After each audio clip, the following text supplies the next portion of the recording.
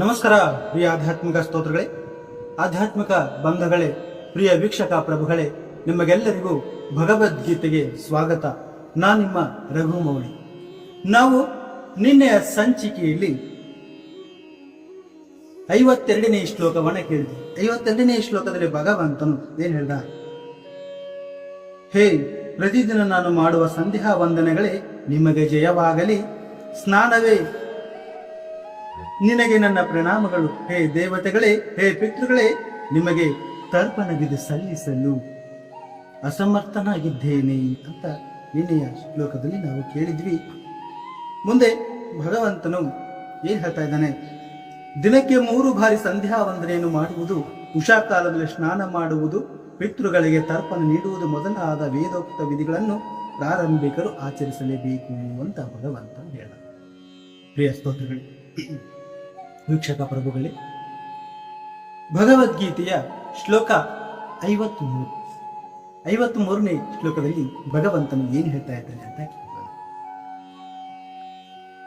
ಶ್ಲೋಕ 53: ಶ್ರುತಿ ವಿಪ್ರತಿಪನ್ನಾತೆ ಯಥಾ ಸ್ಥಾಶ್ಯತಿ ನಿಶ್ಚಲ ಸಮಾಧವಚಲ ಬುದ್ಧಿಸ್ತಥಾ ಯೋಗಮವಾಪ್ಸ್ಯಸಿ.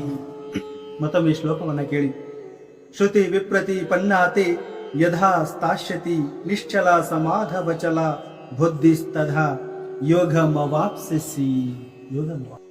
ಅಂದ್ರೆ ವೇದಗಳ ಅಲಂಕಾರಿಕ ಭಾಷೆಯು ನಿನ್ನ ಮನಸ್ಸನ್ನು ಕಲಕದೆ ಇರುವಾಗ, ಮನಸ್ಸು ಆತ್ಮ ಸಾಕ್ಷಾತ್ಕಾರದ ಸಮಾಧಿಯಲ್ಲಿ ನಿಶ್ಚಲವಾಗಿರುವಾಗ ನೀನು ದಿವ್ಯ ಪ್ರಜ್ಞೆ ಪಡೆದಿರುತ್ತೀವಿ ಅಂತ ಈ ಶ್ಲೋಕದ ಅರ್ಥವಾಗಿದೆ. ಮನುಷ್ಯ ಸಮಾಧಿಯಲ್ಲಿದ್ದಾನೆ ಎಂದರೆ ಅವನು ಕೃಷ್ಣ ಪ್ರಜ್ಞೆಯನ್ನು ಸಂಪೂರ್ಣವಾಗಿ ಸಾಕ್ಷಾತ್ಕರಿಸಿಕೊಂಡಿದ್ದಾನೆ ಎಂದರ್ಥ. ಎಂದರೆ ಪೂರ್ಣ ಸಮಾಧಿಯಲ್ಲಿರುವವನು ಬ್ರಹ್ಮನ್, ಪರಮಾತ್ಮ ಮತ್ತು ಭಗವಾನರನ್ನು ಸಾಕ್ಷಾತ್ಕಾರ ಮಾಡಿಕೊಂಡಿದ್ದಾನೆ. ಆತ್ಮ ಸಾಕ್ಷಾತ್ಕಾರದ ಅತ್ಯುನ್ನತ ಪರಿಪೂರ್ಣತೆ ಎಂದರೆ ತಾನು ಎಂದೆಂದು ಕೃಷ್ಣನ ಸೇವಕನಾಗಿ, ಕೃಷ್ಣ ಪ್ರಜ್ಞೆಯಲ್ಲಿ ಕರ್ತವ್ಯ ನಿಷ್ಠನಾಗುವುದಷ್ಟೇ ತನ್ನ ಏಕೈಕ ಕೆಲಸ ಎನ್ನುವುದನ್ನು ಅರ್ಥ ಮಾಡಿಕೊಳ್ಳುವುದು. ಭಗವಂತನ ಅಚಲ ಭಕ್ತನಾಗಿ ಕೃಷ್ಣ ಪ್ರಜ್ಞೆ ಇರುವಾತನ ಮನಸ್ಸು ವೇದಗಳ ಅಲಂಕಾರಿಕ ಭಾಷೆಯಿಂದ ಕಲಕಿ ಹೋಗಬಾರದು. ಆತನ ಸ್ವರ್ಗವನ್ನು ಪಡೆಯುವುದಕ್ಕಾಗಿ ಫಲಾಪೇಕ್ಷೆ ಇರುವ ಕರ್ಮವನ್ನು ಮಾಡಬಾರದು. ಕೃಷ್ಣ ಪ್ರಜ್ಞೆಯಲ್ಲಿ ಮನುಷ್ಯನು ಕೃಷ್ಣನೊಡನೆ ನೇರವಾಗಿ ಸಂಪರ್ಕವನ್ನು ಪಡೆಯುತ್ತಾನೆ ಅಂತ ಈ ಶ್ಲೋಕದಲ್ಲಿ ಹೇಳ್ತಾ ಇದ್ದಾರೆ. ಮುಂದಿನ ಶ್ಲೋಕ 54ನೇ ಶ್ಲೋಕ. 54ನೇ ಶ್ಲೋಕದಲ್ಲಿ ಅರ್ಜುನನು ಹೇಳ್ತಾ ಇದ್ದಾನೆ. ಅರ್ಜುನ ಉವಾಚ: ಸ್ಥಿತಪ್ರಜ್ಞಶ್ಯ ಕ ಭಾಷಾ ಸಮಾಧಿಸ್ತಶ್ಚ ಕೇಶವ ಸ್ಥಿತದಿಹಿ ಕಿಂ ಪ್ರಭಾಷಿತ ಕಿಮಾಸೀತ ವ್ರಜೇತ್ ಕಿಂ. ಮತ್ತೊಮ್ಮೆ ಶ್ಲೋಕವನ್ನು ಕೇಳಿ. ಸ್ಥಿತಪ್ರಜ್ಞಶ್ಯ ಕ ಭಾಷಾ ಸಮಾಧಿಸ್ತಶ್ಚ ಕೇಶವ ಸ್ಥಿತದಿಹಿ ಕಿಂ ಪ್ರಭಾಷಿತ ಕಿಮಾಸೀತ ವ್ರಜೇತ ಕಿಂ. ಅಂದ್ರೆ ಅರ್ಜುನನು ಹೇಳುತ್ತಾನೆ, ಕೃಷ್ಣನೇ, ಯಾರ ಪ್ರಜ್ಞೆಯು ದಿವ್ಯತ್ವದಲ್ಲಿ ಇದೆಯೋ ಅವನ ಲಕ್ಷಣಗಳೇನು? ಅವನು ಹೇಗೆ ಮಾತನಾಡುತ್ತಾನೆ? ಅವನ ಭಾಷೆ ಯಾವುದು? ಮತ್ತು ಅವನು ಹೇಗೆ ಕುಳಿತುಕೊಳ್ಳುತ್ತಾನೆ?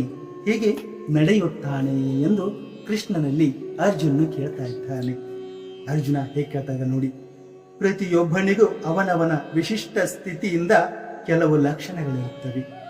ಇದೇ ರೀತಿ ಕೃಷ್ಣ ಪ್ರಜ್ಞೆ ಇರುವವನಿಗೆ ಮಾತಿನಲ್ಲಿ, ನಡೆಯಲ್ಲಿ, ವಿಚಾರ ರೀತಿಯಲ್ಲಿ, ಭಾವದಲ್ಲಿ ಅವನ ವಿಶಿಷ್ಟ ಸ್ವಭಾವವಿರುತ್ತದೆ.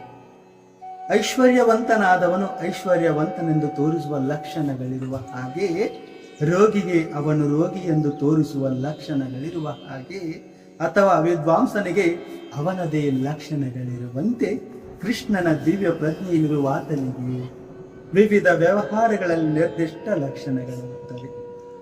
ಆತನ ವಿಶಿಷ್ಟ ಲಕ್ಷಣಗಳನ್ನು ಭಗವದ್ಗೀತೆಯಿಂದ ತಿಳಿದುಕೊಳ್ಳಬಹುದು ಅಂತ ಈ ಶ್ಲೋಕದ ತಾತ್ಪರ್ಯವಾಗಿ ಹೇಳ್ತಾ ಇರ್ತಾರೆ.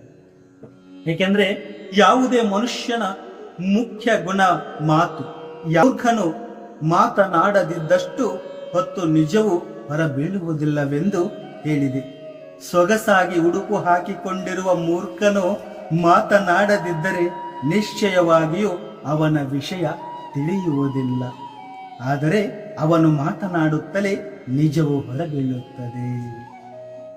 ಕೃಷ್ಣ ಪ್ರಜ್ಞೆಯ ಮನುಷ್ಯನ ತಕ್ಷಣದ ಲಕ್ಷಣವೆಂದರೆ ಅವನು ಕೃಷ್ಣನನ್ನು ಕುರಿತು ಮತ್ತು ಅವನಿಗೆ ಸಂಬಂಧಿಸಿದ ವಿಷಯಗಳನ್ನು ಕುರಿತು ಮಾತ್ರ ಮಾತನಾಡುತ್ತಾನೆ. ಕೆಳಗೆ ಹೇಳಿರುವಂತೆ ಇತರ ಲಕ್ಷಣಗಳು ಅನಂತರ ಸಹಜವಾಗಿ ಬರುತ್ತವೆ ಅಂತ ಈ ಶ್ಲೋಕದಲ್ಲಿ ಹೇಳ್ತಾ ಇದ್ದಾನೆ. ಶ್ಲೋಕ 55 ಶ್ರೀ ಭಗವಾನ್ ವಾಚ, ಭಗವಂತನು ಹೇಳ್ತಾ ಇದ್ದಾನೆ, ಪ್ರಜಹಾತಿ ಯದಾ ಕಾಮಾನ್ ಸರ್ವಾನ್ ಪಾರ್ಥ ಮನೋಗತಾನ್ ಆತ್ಮನೈವಾತ್ಮನ ತುಷ್ಟಃ ಸ್ಥಿತಪ್ರಜ್ಞಶ್ಚ ದೋಚ್ಯತೆ. 55ನೇ ಶ್ಲೋಕದಲ್ಲಿ ಪ್ರಜಹಾತಿ ಯದಾ ಕಾಮಾನ್ ಸರ್ವಾನ್ ಪಾರ್ಥ ಮನೋಗತಾನ್ ಆತ್ಮನೈವಾತ್ಮನ ತುಷ್ಟಃ ಸ್ಥಿತಪ್ರಜ್ಞಶ್ಚ ದ್ಯೋಚ್ಯತೆ. ಅಂದ್ರೆ ದೇವೋತ್ತಮ ಪರಮ ಪುರುಷನು ಪಾರ್ಥ ಮನಸ್ಸಿನ ಕಲ್ಪನೆಗಳಿಂದ ಉಂಟಾದ ಇಂದ್ರಿಯ ಸುಖದ ವಿವಿಧ ಬಯಕೆಗಳನ್ನು ತ್ಯಜಿಸಿ ಮನಸ್ಸು ಪರಿಶುದ್ಧವಾಗಿ ಆತ್ಮದಲ್ಲಿ ಸಂತುಷ್ಟನಾದಾಗ ಆತನನ್ನು ಶುದ್ಧ ದಿವ್ಯ ಪ್ರಜ್ಞೆಯಲ್ಲಿ ಇರುವವನೆಂದು ಕರೆಯುವರು ಅಂತ ಈ ಶ್ಲೋಕದಲ್ಲಿ ಹೇಳ್ತಾ ಇದ್ದಾರೆ. ಶ್ಲೋಕದಲ್ಲಿ ಕೃಷ್ಣ ಪ್ರಜ್ಞೆಯಲ್ಲಿ ಅಥವಾ ಭಗವಂತನ ಭಕ್ತಿ ಸೇವೆಯಲ್ಲಿ ತನ್ಮಯನಾಗಿರುವ ಮನುಷ್ಯನಿಗೆ ಮಹರ್ಷಿಗಳ ಎಲ್ಲ ಸದ್ಗುಣಗಳು ಇರುತ್ತವೆ. ಆದರೆ ಹೀಗೆ ಆಧ್ಯಾತ್ಮಿಕ ನೆಲೆ ಇಲ್ಲದವನಿಗೆ ಯಾವುದೇ ಒಳ್ಳೆಯ ಅರ್ಹತೆ ಇರುವುದಿಲ್ಲ. ಏಕೆಂದರೆ ಆತನು ತನ್ನ ಮನಸ್ಸಿನ ಕಲ್ಪನೆಗಳನ್ನೇ ಆಶ್ರಯಿಸುತ್ತಾನೆ.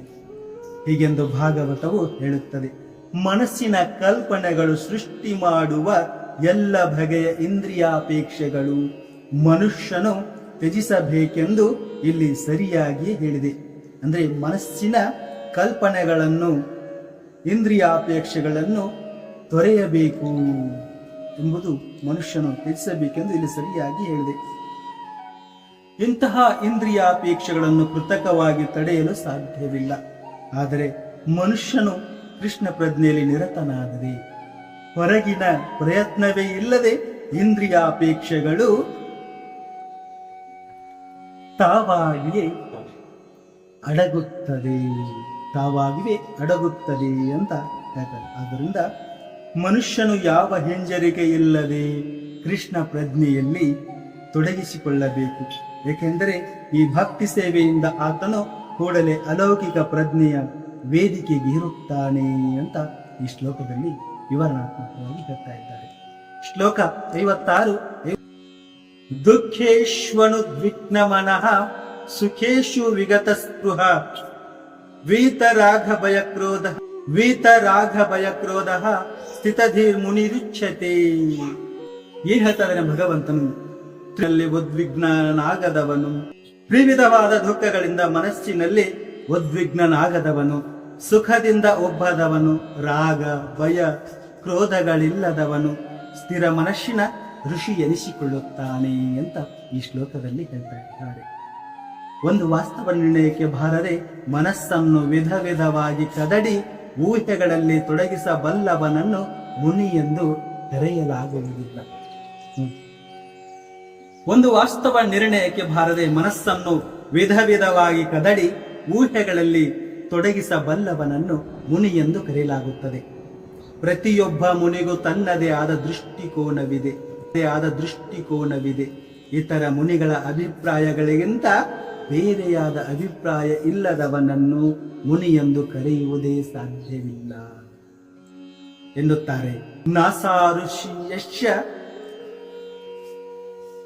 ನೋಡಿ, ಮಹಾಭಾರತ ಪರ್ವದಲ್ಲಿ ಹೇಳ್ತಾ ಇದ್ದಾರೆ, ನಾಸಾ ಋಷಿರ್ಯಸ್ಯ ಮತಂ ನ ಭಿನ್ನಂ. ಮಹಾಭಾರತ ವನಪರ್ವದಲ್ಲಿ 313 ಮತ್ತು 117ರಲ್ಲಿ ಅಂದ್ರೆ ಇಲ್ಲಿ ಭಗವಂತನು ಹೇಳುವ ಸ್ಥಿತಧಿರ್ ಮುನಿಯು ಸಾಮಾನ್ಯ ಮುನಿಗಿಂತ ಭಿನ್ನ. ಸ್ಥಿತಧಿರ್ ಮುನಿಯು ಸಾಮಾನ್ಯ ಮುನಿಗಿಂತ ಭಿನ್ನ. ಸ್ಥಿತಧಿರ್ ಮುನಿಯು ಯಾವಾಗಲೂ ಕೃಷ್ಣ ಪ್ರಜ್ಞೆಯಲ್ಲಿರುವವನು. ಏಕೆಂದರೆ ಆತನು ಎಲ್ಲ ಸೃಷ್ಟಾತ್ಮಕ ಊಹೆಗಳನ್ನು ಮುಗಿಸಿಬಿಟ್ಟಿದ್ದಾನೆ. ಆತನನ್ನು ಪ್ರಶಾಂತ ನಿಶೇಷ ಮನೋರಥಾಂತರ ಸ್ತೋತ್ರರತ್ನ 43ರಲ್ಲಿ ಮನೋರಥಾಂತರ ಎಂದು ಕರೆಯುತ್ತಾರೆ.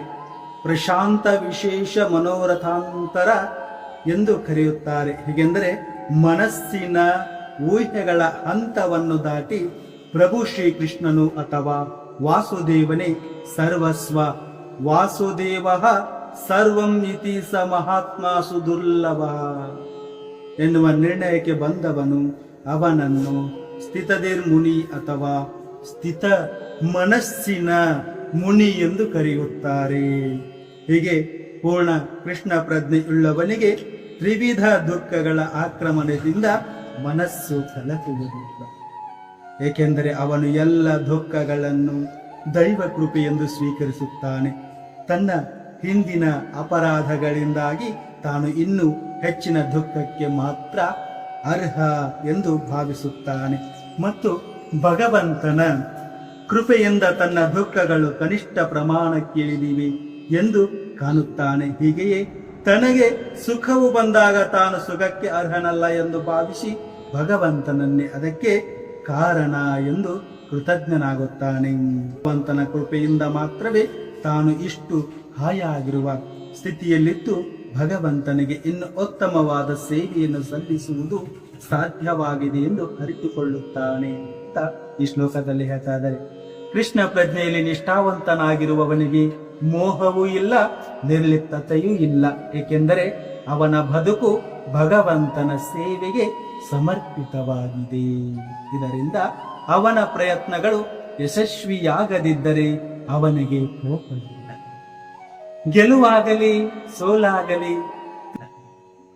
ಗೆಲುವಾಗಲಿ ಸೋಲಾಗಲಿ ಕೃಷ್ಣ ಪ್ರಜ್ಞೆಯುಳ್ಳ ಮನುಷ್ಯನು ದೃಢ ಸಂಕಲ್ಪ ಉಳ್ಳವನಾಗಿರುತ್ತಾನೆ ಅಂತ ಈ ಶ್ಲೋಕದಲ್ಲಿ ಹೇಳ್ತಾ ಇದ್ದಾರೆ.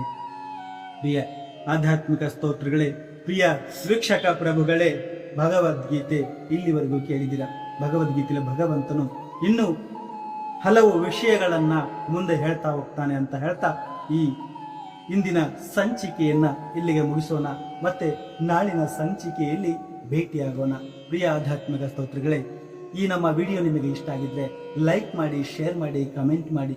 ನೀವಿನ್ನೂ ನಮ್ಮ ಚಾನೆಲ್ನ ಸಬ್ಸ್ಕ್ರೈಬ್ ಮಾಡ್ಕೊಂಡಿಲ್ಲ ಅಂದ್ರೆ ಸಬ್ಸ್ಕ್ರೈಬ್ ಮಾಡಿಕೊಳ್ಳಿ. ಈ ಭಗವದ್ಗೀತೆಯಲ್ಲಿ ನನ್ನ ಮಾತಿನಲ್ಲಿ ಯಾವುದಾದ್ರೂ ಲೋಪದೋಷಗಳಿದ್ರೆ ದಯವಿಟ್ಟು ಕಮೆಂಟ್ ಬಾಕ್ಸ್ನಲ್ಲಿ ತಿಳಿಸಿ ತಿದ್ದಿಕೊಳ್ಳುವ ಪ್ರಯತ್ನ ಮಾಡ್ತೀನಿ ಅಂತ ಹೇಳ್ತಾ, ಹರೇ ಕೃಷ್ಣ ಕೃಷ್ಣ ಕೃಷ್ಣ ಹರೇ ಹರೇ, ಹರೇ ರಾಮ ರಾಮ ರಾಮ ಹರೇ ಹರೇ. ನಮಸ್ಕಾರ ಎಲ್ಲರಿಗೂ.